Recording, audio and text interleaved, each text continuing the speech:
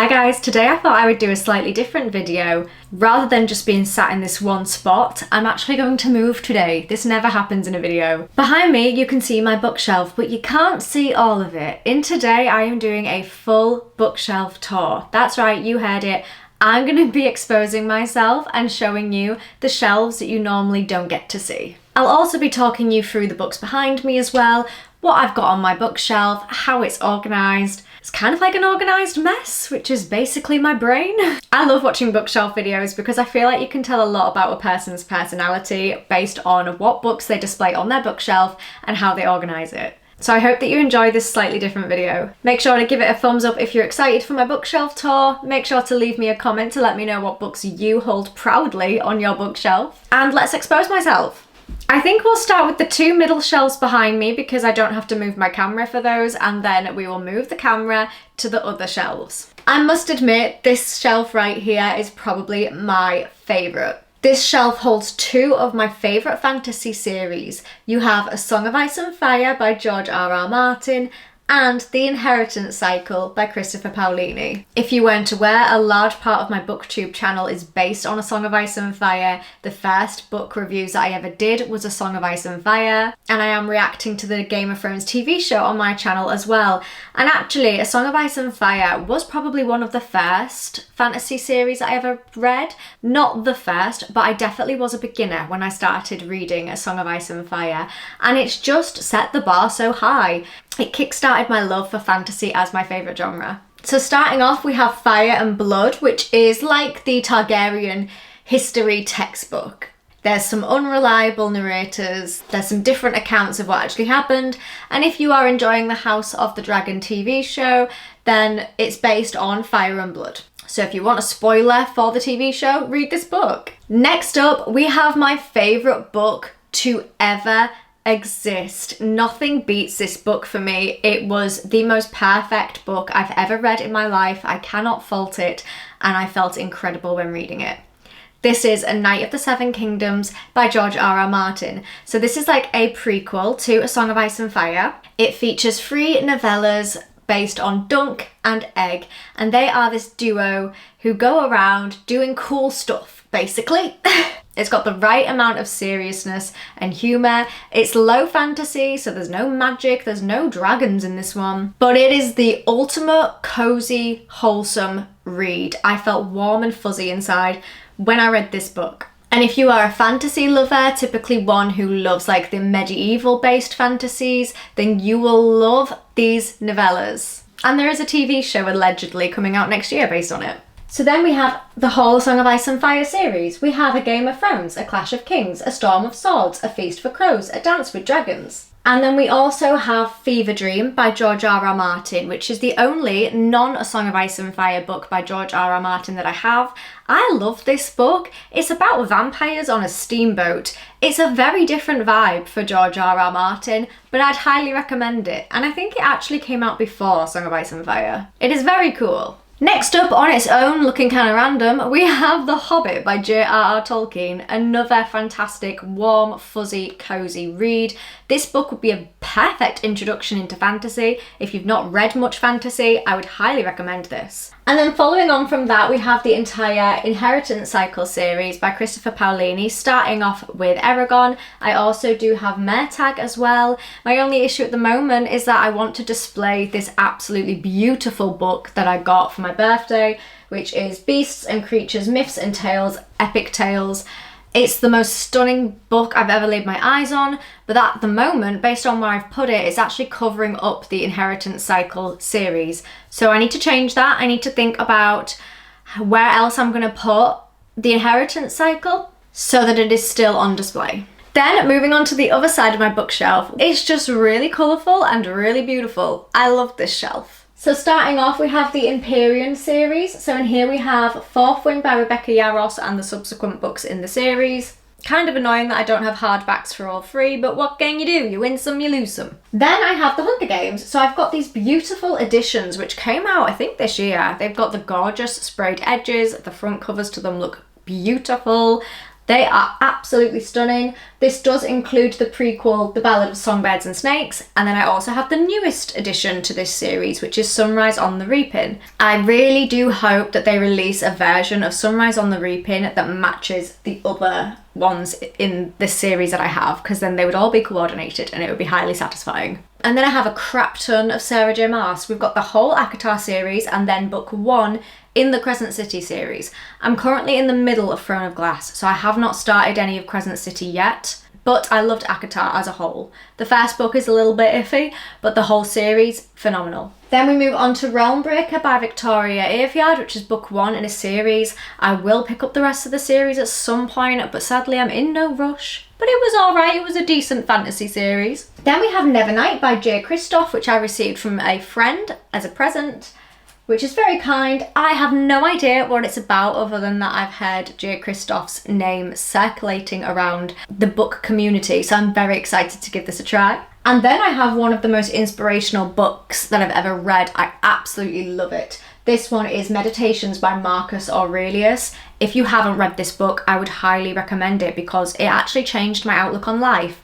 It's about stoicism, dealing with stress, dealing with any difficulties you may encounter in your life. However, it was released a long old time ago. This is probably the oldest book I have on my entire bookshelf, but the things are so relatable. I think that's why it is so inspiring for me. Like, how can something that was written that long ago still be so relatable about the human mind? It's honestly phenomenal. And then on the end I have The Summoner by Callum Rushworth, which is my first indie author read. I absolutely loved it. I would say it's a good book for beginners to fantasy, but also for the experienced ones who want something that feels very traditional and very classic. If you like the quest-driven found family style fantasy, you'd love that. Let's move you to some of my other shelves. So now we are moving on up. So on here, I basically have a load of random stuff and then dominated by Stephen King. So here we have Everything is Fucked by Mark Manson, a book about hope. I really enjoyed this book. This one is similar to The Subtle Art of Not Giving a Fuck, but instead of thinking about your personal life, you think about the wider world issues instead. And I also love the front cover, so I like to have that on display in the back of my YouTube videos. Then we've got all my Stephen King books that I own. I just love the spines for Stephen King's books. They're so iconic. And you can tell from a mile away who it is, like who wrote the book. Like, that is a very obnoxious, bold way to show your name. So we have It with cute little Pennywise. Oh, look at you, you're so cute. Which I have not read. Then we have Fairy Tale, which I also have not read. We have Cell, which I have not read. Salem's Lot, which I have read. Pet Sematary, which I have read. The Shining, which I have read. And then the rest I haven't read, other than Gunslinger. I did read that. Then following on from that, we have a load of random stuff. We have Jade City by Fonda Lee, which I'm very intrigued to start. I've heard brilliant things about this fantasy series. We also have another romantasy, which probably needs to move to the shelf below. This is The Serpent and the Wings of Night by Carissa Broadbent. This is a part of the Crowns of Nyaxia duologies, which I'm very excited to read. I think it's like a vampire fantasy thing. Next up we have Babel, which I will be reading next month by R.F. Kwan, because this is part of the August book club. Oh, that's this month now actually. We're in August, so I will be reading that this month. I'm very excited. Then we have The Lies of Loch Lamora by Scott Lynch, which I have read, and it's book 1 in the Gentleman Bastards sequence. And then I also have book 3, which is The Republic of Thieves. You'll find book 2 later. It's on a different part of the bookshelf. Yes, that may trigger you and that may be annoying. I am who I am. And then we have the first 2 books in the First Law series by Joe Abercrombie. I absolutely loved The Blade itself. It was such a brilliant start to the series, and I'm excited to read Before They Are Hanged at some point soon. This is another one of my favourite shelves because Robin Hobb books look beautiful. This basically entire shelf almost is Robin Hobb. I have only read these 2. I've read Assassin's Apprentice and Royal Assassin. I have all this left to go. I am so excited. It is a good day to be me. This, honestly, so the Farseer trilogy so far has been absolutely incredible. I cannot explain to you how good this fantasy series is so far.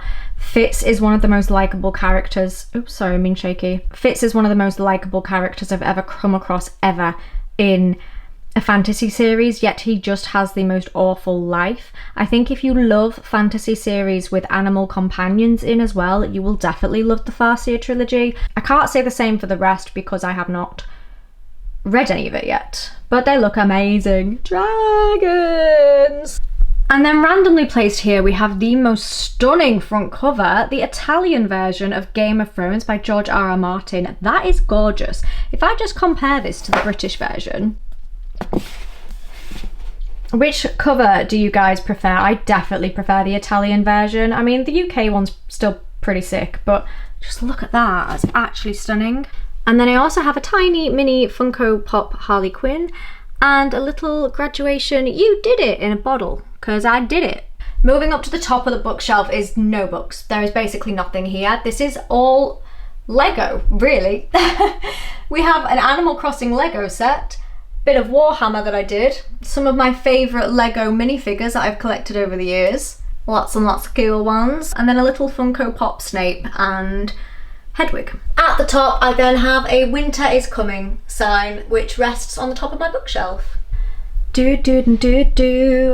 you may notice this shelf again. Moving down below, we have my sprayed edges. Is this not so satisfying? Some absolutely stunning books here. So this one is Colleen Hoover, It Ends With Us. This one is Our Infinite Face by Laura Stephen. This is a romantasy about people who keep finding each other in every lifetime but keep killing each other in every lifetime. Very interesting. This one is Rewitched by Lucy Jane Wood, which was one of my perfect autumn fantasy reads last year. It felt like a female Harry Potter and I loved it. I rated it 5 out of 5 stars. I'm very excited for the next one to come out this year, and if you want a cozy, wholesome fantasy about a witch, I would highly recommend it. It was great. This one is The Strawberry Patch Pancake House by Laurie Gilmore. This is part of the Dream Harbour series. I do have the other ones in the series, which you will see shortly. However, this one has sprayed edges with pancakes on, so it belongs here. This is Swordcatcher by Cassandra Clare. I have not read this book, but I'm aware there's a second one that's come out, which is very intriguing. And these two are my most recent book purchases, so I can't actually remember the names. So we have The Sky on Fire by Jen Lyons. Not gonna lie, I only picked it up because there's a dragon. And then this one intrigued me. This is Of Flame and Fury by Michaela Bridge, and this is about phoenix racing. There's only ever been one book before that I've read that's actually had like a phoenix as a main animal creature in it, so I'm very excited to read that one as well. The front cover looks stunning. Then next to that I have my headphones, which I obviously use for my Game of Thrones reactions, and it's also kind of used as a book stand. And then here I have a birthday card which looks like a book and it has a dragon on it, so I obviously love that with all of my heart. And then the final shelf below that we have random amazing book series. This one is not on display at the back of my YouTube videos because it's kind of a bit of a mess, but the series in here are brilliant. So we'll start off at the end. We have the Chronicles of Narnia. These all look beautiful and it's so nostalgic for me. It just reminds me of my childhood. I'm obsessed. Next up we have Percy Jackson. I haven't actually read all of the ones in this series, so I'm probably going to reread it as a whole. However, this is, again, so nostalgic. Next up we have Harry Potter, which I actually read when I was an adult rather than a child. I've got to say, the latter books in this series are incredibly well written. You can't deny that this is a brilliant series. I was hooked on Harry Potter. The first 2 books are a bit meh. They're like short, quick child books, but I would say from Prisoner of Azkaban onwards, these are incredible. And yeah, it's just a shame that the author's a bit controversial now, isn't she? And then the final series on this shelf is actually the Shogun series. These books I have not read, nor have I watched the TV show, but I want to. The thing that puts me off is how massive they are. Like, these are big books. I think they're like over 1,000 pages. They are huge. But if you're enjoying a book, then it is worth it. I just need to dedicate some time to go through that. Moving on to the other bookcase, again, we have a load of random stuff. So we've got Midnight Sun by Stephanie Meyer, but I don't have the rest of the Twilight series, which is unfortunate. We've got some other smaller authors which I haven't read yet, but I've heard good things about this Law of Tellus series. So I have all three by E.A. Pearl, so I'm very excited to read that. We have Where the Crawdads Sing by Delia Owens, which I've heard incredible things about. We also have the first edition that I bought of The Ballad of Songbirds and Snakes. I've moved this edition down here because the other one, which matches the other series, is up on that previous shelf. Handmaid's Tale, which is brilliant. One Day, which is cool as well. It Starts With Us by Colleen Hoover, which isn't near the It Ends With Us, but that's purely because this one is not sprayed edge. Then we have two Emily Henry books, which I've read in the past and rated them both 5 stars, but I can't remember anything about, so I think that's a sign I need to reread. The Switch by Beth O'Leary. I want to read more Beth O'Leary. This was a very funny, casual rom-com. It's about a woman and her grandma who swap houses. So the grandma goes to live in the big city and the woman goes to live in the little countryside cottage. It's actually hilarious. Then we have the rest of the Dream Harbour series that go with the Strawberry Patch Pancake House that I mentioned earlier. I think the spines of these books are very, very adorable. They're all like making their own little village through them. They're very cute. They're like Hallmark romances in a book. You can't go wrong. Then we have Trudy Canavan the Magician's Guild, which is book 1 in the Black Magician trilogy. Again, I really want to read this, I just haven't got round to it yet. I will have it on my TBR at some point though. The first one in Red Rising by Pierce Brown, which I did only read recently. I would like to read the second book. Red Rising wasn't like crazy, but it was enough for me to want to continue the series, and I've heard incredible things about the rest of the series. Actually, the next few books on here are all sci-fis. I think this is like my very small dire sci-fi collection. I definitely want to add to this. So you have Mickey 7, The Long Way to a Small Angry Planet by Becky Chambers, Hitchhiker's Guide to the Galaxy, and then the Dune books that I have. If you've got any good sci-fi recommendations, please let me know. And Mickey 7's been made into a movie with Robert Pattinson in, so that's very cool as well. So this shelf you get to partially see towards the bottom of my YouTube videos. Again, on here we have much more Sarah J Maas. We have the entire Throne of Glass series. If you like fantasy and you want to dip your toe into romantasy, this would be a good series because the first few books don't feel like romantasy at all, but then it starts to transition into romantasy as you progress throughout the series. Then at the end we have Six of Crows and Crooked Kingdom. That's hard to say. Crooked Kingdom by Leigh Bardugo. Again, I've heard only good things about this series, but I've never read any of it, so I'm excited for that as well. I think that one involves like a heist, fantasy style heist. Then we've got some random books which I have picked up recently. These are probably some of my newest books. All of these ones I collected this year. We have The Invisible Life of Addie LaRue by V.E. Schwab. When the Moon Hatched by Sarah A. Parker. Not gonna lie, only got that because of the dragon. Emily Wilde's Encyclopedia of Fairies by Heather Fawcett. I've heard that this one is a beautiful, cozy autumn fantasy. So again, I'm saving that for autumn time because I think that's going to make me feel how Rewitched made me feel last year, which I love. It's like rainy day books, warm and cozy, feeling fuzzy inside.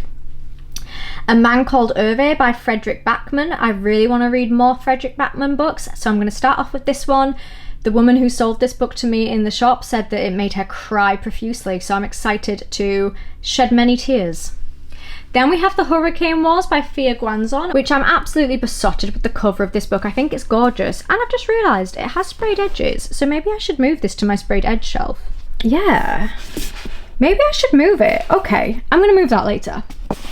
You don't belong there. You came to the wrong neighbourhood. I will move that at some point. I do also want to read the second book in the series. However, I want one that matches this with the sprayed edges. It would be really annoying if it didn't. And then this was the book that I've like just finished, like literally a few days ago finished. This is The Shadow of the Gods by John Quinn, book 1 in the Blood Swan series. I loved this book. It's Norse inspired, which I think is the first Norse inspired fantasy I've ever read. I really want to read the second one. I absolutely loved it. The ending to this book was crazy good, and I'm so excited to read the next one. The front covers are also incredible. And then I've also got a little vase which says meet me at the bookstore, and I want to put some kind of plant in there, but it looks cute as an ornament on its own. Let's move on up to the final shelf that you guys get to see. 1, 2, 3, top shelf. So here we have a bunny rabbit ornament which I need to put on display somewhere else so that you guys can see it in every single video. Here I have a random assortment of books which are on my TBR soon. So what I tend to do is if I've got books that I know are on a monthly TBR, at the start of the month I might pop them up here. I haven't been as organised with that recently. I've kind of just been buying books and then putting them here, but that's not very organised and then it gets too long. So this is keeping me accountable for reading books in a timely manner. So what I might want to do is actually move Babel up here, because this obviously Babel's part of my August TBR. So I've got Red Seas Under Red Skies by Scott Lynch, which is book number 2 in the Gentleman Bastard sequence. So once I've read that, I'll probably do a swap. I'll take this out and I'll put this one back in so that the whole series is in a row together. Next up, I have A New Arrival at Samphire Bay by Sasha Morgan. I've got this one on this TBR shelf here because it's a very summery book. It's set on a beach, classic romance at the beach, so I need to read that soon because otherwise I won't really feel like it in autumn and winter. It's only a quick book, so I've got that there, and I enjoyed the first one in the series, which was called Second Chances at Samphire Bay. Next up, we have The Goat. This is allegedly a god tier book. This is Lord of the Rings by Tolkien. I will be reading this year and very, very soon. You heard it here first. I will be reading this very, very soon. I cannot wait. I physically cannot tell you guys enough how excited I am about this. Next up we have Funny Story by Emily Henry, which I picked up recently. Obviously the other 2 Emily Henry books I both rated 5 stars, so I'm excited to read that one. And again, I think I will read this as summer is transitioning into autumn. And then I've got Before the Coffee Gets Cold by Toshikazu Kawaguchi, because this is a very quick, easy read I've heard. It's about a coffee shop that enables you to time travel. So I can't wait to read that, and I don't think it'll take me long to get through it. So that's that part. Moving on to the other side of the bookshelf. This is what I'm going to make a classics part, but it's obviously not very classic-y at the moment. We have 55 by James Delargy, which I will probably move down into that random books shelf that was like towards the bottom. This was like a mystery thriller book. I really enjoyed it actually. It's about 2 people who come to the police with the same story, but they're both saying that they're the victim that the other one isn't, and the other one's the perpetrator. So it's about trying to work out who's lying and who's telling the truth. Then we got The Tattooist of Auschwitz by Heather Morris. I enjoyed this. Obviously anything to do with Auschwitz is extremely hard-hitting and puts things into perspective, and this definitely did that as well. Then we have the 2 classics that I'm going to try and make this shelf into. We have Animal Farm by George Orwell, which if you watched my video, you'll know that this is a book I think everybody needs to read at least once in their lifetime. It's short, it's easy to read, it's funny, but it has massive worldwide implications. It's about animals who try to overthrow a farm and rebel against the human leader. And then I've got 1984 by George Orwell, which people told me if I loved Animal Farm I would love 1984. I have not yet read that. I'm also absolutely devastated because I've got no idea where Dracula and Frankenstein are. If I knew where they were, they would be on this shelf. Where are they? But yeah, I have no idea where Dracula and Frankenstein have gone. They've obviously wandered off and are spending some private time together because I've not seen them in months. And then I have a Cath Kidston plant pot. And then right at the top, resting on this shelf, we have The Casual Vacancy by J.K. Rowling. I've not read this yet. I just wanted to try out something by J.K. Rowling that wasn't Harry Potter, just to see what it was like. And then I've also got The Wild of Ice and Fire by George R. R. Martin, Elia M. Garcia Jr. and Linda Attonson. This has the most beautiful visuals in a book I've ever seen. It is honestly a work of art, and I can't wait to go through that and learn about the history of A Song of Ice and Fire in more detail. And we're back to where we normally are, so I really hope that you enjoyed this video. Thank you so much for taking a tour of my bookshelf with me. Do you have any tips on how I can organise this better, how I can make it look better? If I'm being honest, I'm happy with how this bit looks. I think it's like the lower shelves and the top shelves that you don't get to see that I need to organise. But that's fine because they're not on display. It's definitely separated into like epic fantasies, romanticies, little bit of sci-fi down there, bit of horror on here, and then random stuff all over the place. But that is me. So you've got an insight into my bookshelf and my brain. Give this video a thumbs up if you enjoyed this bookshelf tour. Thank you so much for being here with me. I'd also love to give a huge thank you to the members that are supporting my channel. It means the absolute world to me and I really do appreciate your support. If you would like your name featured at the end of each of my videos, or you want access to some cool perks, then please check out the channel memberships. I will see you next time, or rather you'll see me, and I hope that you have a wonderful rest of your day. Bye for now.